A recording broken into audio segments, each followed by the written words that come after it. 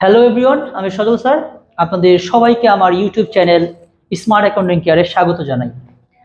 আজকে আমরা management accounting এর ক্যাশ বাজেট চ্যাপ্টারটির দ্বিতীয় ক্লাস নিয়ে আলোচনা করব।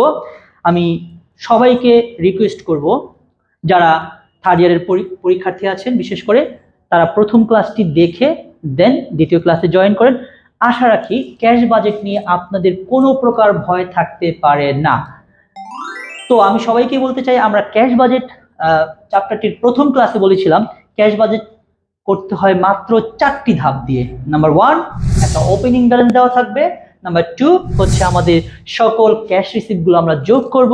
নাম্বার 3 হচ্ছে আমরা সকল ক্যাশ পেমেন্টগুলো বিয়োগ করব। ফাইনালি পেয়ে যাব হচ্ছে আমাদের এন্ডিং ব্যালেন্স। এই হচ্ছে ক্যাশ বাজেট। ওকে, তো আমরা আজকে যেই অঙ্কটি নিয়ে আলোচনা করব সেটি হচ্ছে ন্যাশনাল ইউনিভার্সিটির 2013, 2016 এবং 2020 সালে এসেছিল।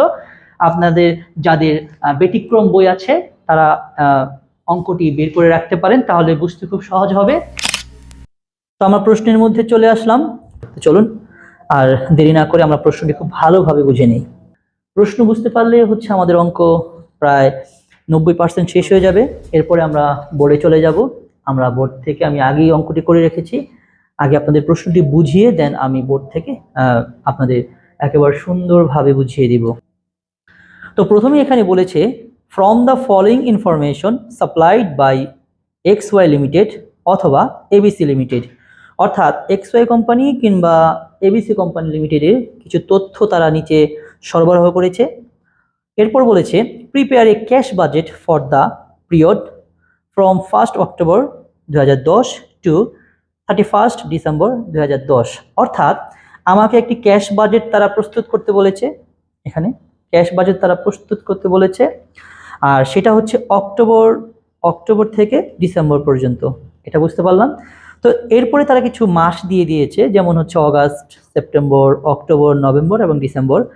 এরপরে দিয়েছে তারা ক্রেডিট পারচেস, মানে হচ্ছে ধারে ক্রয়। এরপর তারা দিয়েছে হচ্ছে ক্রেডিট সেলস, মানে হচ্ছে ধারে বিক্রয়। এরপর তারা দিয়েছে হচ্ছে ওয়েজেস অ্যান্ড এক্সপেন্স। এরপর তারা অ্যাডিশনাল কিছু ইনফরমেশন দিয়েছে, সেগুলো যদি আমরা খুব ভালোভাবে বুঝতে পারি তাহলে অঙ্কটি খুবই সহজ হয়ে যাবে। নাম্বার 1, তারা বলেছে expected cash balance on 1 October টাকা 10,500, অর্থাৎ এটা দিয়েই হচ্ছে আমার অঙ্কটা শুরু করতে হবে। এটা হচ্ছে আমাদের ওপেনিং ব্যালেন্স। এটা হচ্ছে আমার opening balance. Number 2, period of credit allowed to debtors 2 month, মানে হচ্ছে আমরা দেনাদারকে সময় দিয়েছি 2 মাস, অর্থাৎ দেনাদার যে আমাকে টাকাটা দিবে সেটা হচ্ছে 2 মাস পর।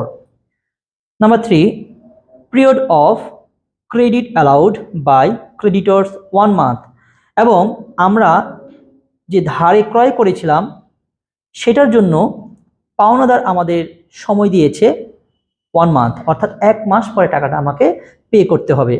আশা করি বুঝতে পেরেছেন। Number 4, lag in payment.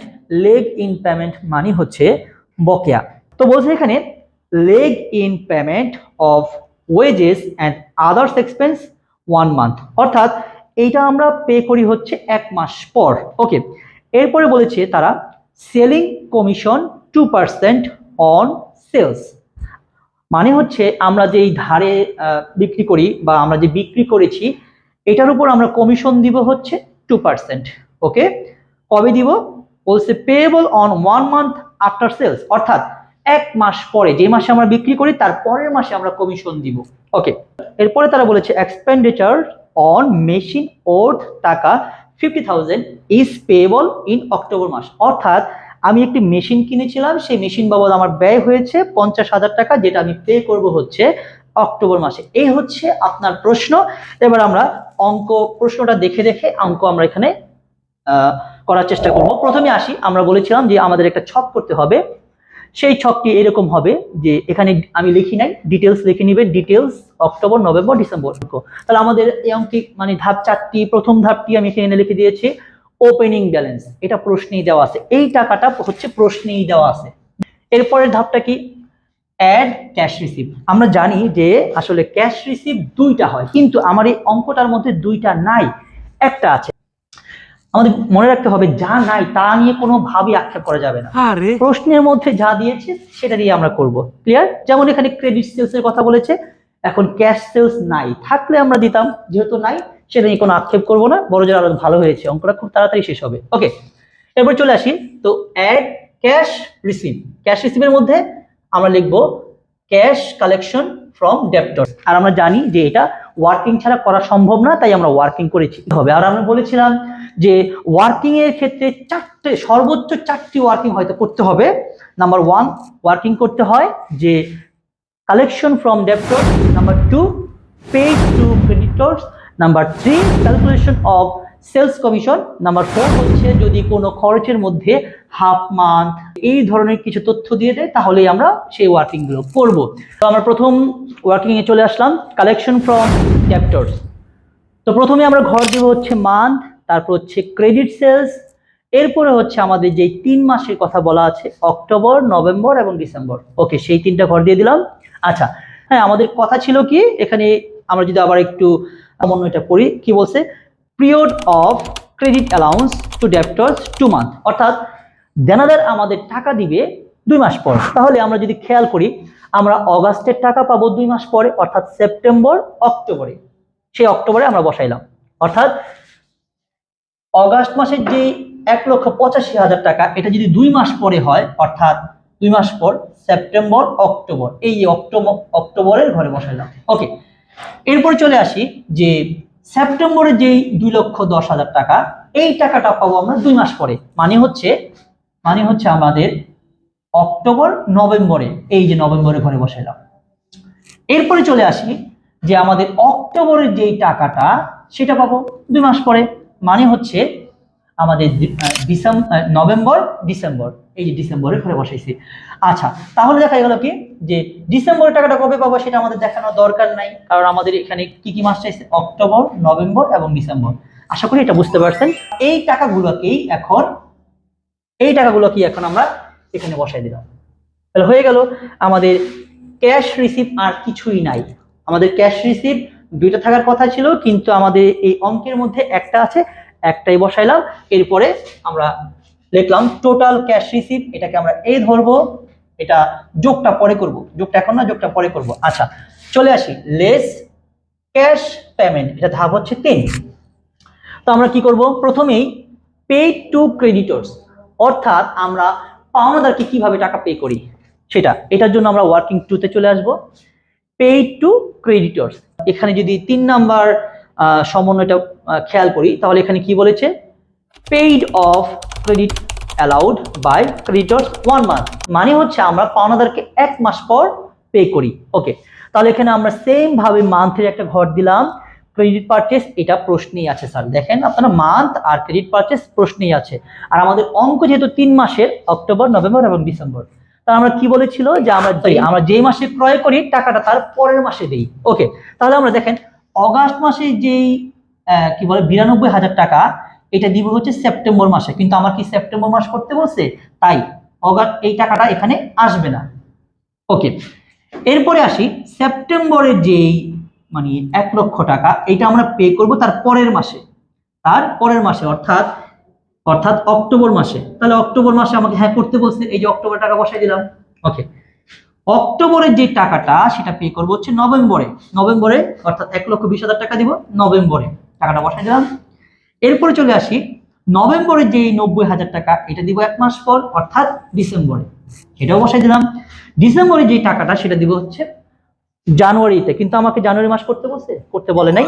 এই টাকাগুলো নিয়ে আসবো আমি এখানে, যে ওয়ার্কিং, এই যে টাকাগুলো আমি বসাই দিলাম। আচ্ছা, এরপরে এখানে আরো কি কি আছে, তথ্য আছে, এখানে দেখেন, এখানে আছে হচ্ছে ওয়েজেস এন্ড আদার্স এক্সপেন্স। এখানে বলছে, এটা নিয়ে কি বলছে, যে lag in payment of wages and others expense 1 month, অর্থাৎ 1 মাস পরে।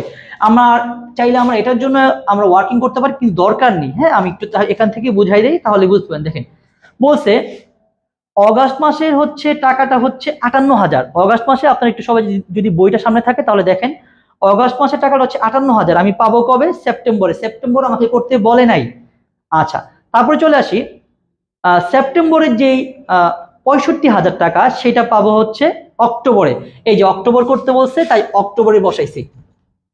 ওকে, এরপরে বলছে যে অক্টোবরের যে টাকাটা, অর্থাৎ অক্টোবরের টাকাটা হচ্ছে ৭৫,০০০, এটা দিব হচ্ছে আমার নভেম্বরে, এই নভেম্বরে বসাই দিলাম। এরপরে বলছে নভেম্বরের যেই ৫৪,০০০ টাকা, এটা দিব হচ্ছে ডিসেম্বরে, এই যে ডিসেম্বরের দিকে বসাই দিলাম। ডিসেম্বরের যে টাকাটা সেটা হচ্ছে ৫৬,০০০, সেটা আমাদের অঙ্কে আসবে না। কেন আসবে না? করতে বলে নাই। ওকে, তাহলে আমরা এটাও শেষ করলাম, এটাও শেষ করলাম। এবার আসি সেলস কমিশন। সেলস কমিশন এটাকে নিয়ে হচ্ছে আমরা চলে যাব ওয়ার্কিং থ্রিতে। ওয়ার্কিং থ্রিতে চলে আসবো, আমরা লিখবো সেম ভাবে মান্থ প্রশ্নে দেওয়া আছে। এবার আমরা জানি যে এই কমিশনটা আমরা কার উপর ধরবো? সেলসের উপর, তাই সেলসে বসাইলাম এবং লিখলাম সেলস কমিশন 2%। 2% মানে কোথায় পেলাম? এখানে প্রশ্নেই বলে দিছে, দেখেন 2%। আচ্ছা, তাহলে ১,৮৫,০০০-এর 2% ৩,৭০০। আমরা সেলস কমিশন গুলো বের করলাম। এবার সেলস কমিশন সম্পর্কে কি বলছে তারা দেখি, আমি আরেকবার একটু পড়ি। বলছে সেলিং কমিশন 2% অন সেলস, অর্থাৎ আমাদের যে সেলস করা হয়েছে সেটার উপর 2% কমিশন দিতে হবে, সেটা আমরা করলাম। এখন কবে দিতে হবে?